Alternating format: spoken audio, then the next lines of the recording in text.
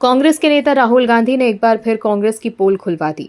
दर्शकों, राहुल गांधी अक्सर बिना किसी समझौते के और सोचे समझे जोश में बीजेपी और पीएम मोदी पर निशाना साधने के लिए कुछ ऐसा बोल देती है जिससे कांग्रेस ही देश के सामने एक्सपोज हो जाती है। यही वजह है कि बीजेपी के नेता राहुल गांधी को बीजेपी का स्टार प्रचारक कहते हैं, क्योंकि राहुल गांधी ने जब से कांग्रेस की कमान संभाली है तब से बीजेपी की लगातार जीत हो रही है।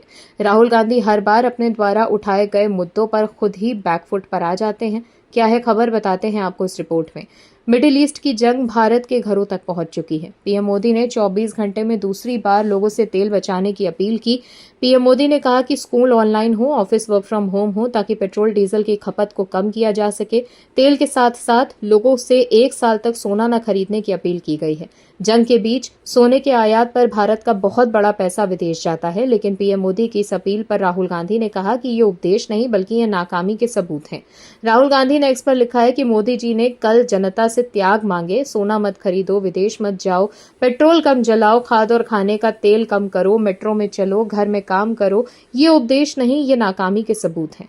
पीएम मोदी की अपील के बाद सरकार का साथ देने की जगह राहुल गांधी ने पीएम मोदी पर निशाना साधा है, लेकिन किसी प्रधानमंत्री द्वारा की गई ये अपील नई नहीं है। भारत के इतिहास में संकट के समय प्रधानमंत्रियों ने बार बार राष्ट्रहित में व्यक्तिगत त्याग की पुकार की है।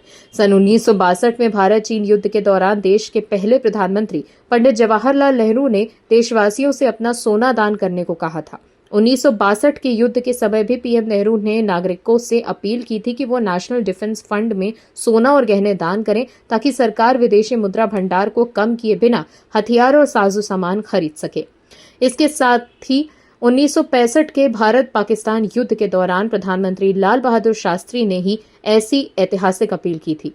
1971 की जंग के दौरान इंदिरा गांधी ने शरणार्थियों के बोझ और रक्षा खर्च के लिए जनता से दान की अपील की थी। उस वक्त पीएम इंदिरा गांधी ने भी खुद के आभूषण दान कर मिसाल पेश की थी।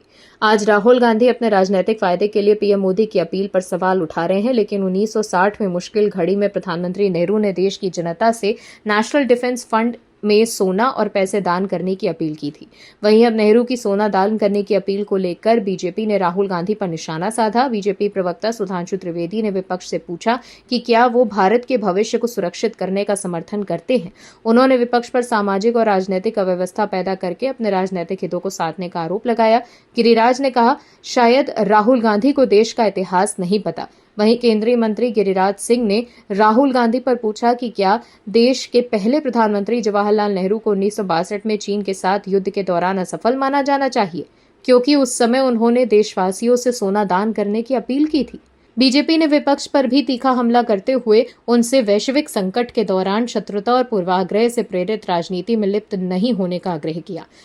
वहीं बीजेपी आरटी सेल के प्रमुख अमित मालवीय ने एक्स पर लिखा है कि राहुल गांधी और कांग्रेस की मितव्ययिता या आर्थिक संयम पर भाषण देने की जरूरत नहीं है। उन्हें बस सोनिया गांधी, जो उस समय संवैधानिक एनएसी की अध्यक्ष थीं, पी चिदम्बरम, वीरप्पा मोइली और यूपीए के बाकी गुट को याद दिलाना है कि कैसे भारत को सोने की खरीद पर पाबंदियों और ईंधन की कीमतों पर मनमाने नियंत्रणों की ओर धकेला गया था।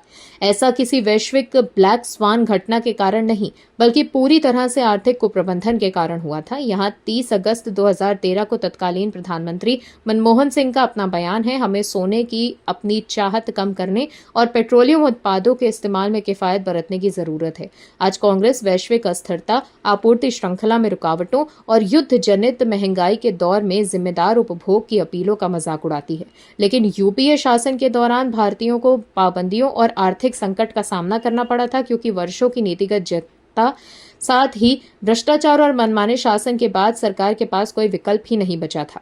तो देखा आपने कैसे बीजेपी ने पलटवार कर राहुल गांधी को घेर लिया है। Bureau report, OMH news. आप दर्शकों से विनम्र निवेदन है कि चैनल को सब्सक्राइब जरूर करें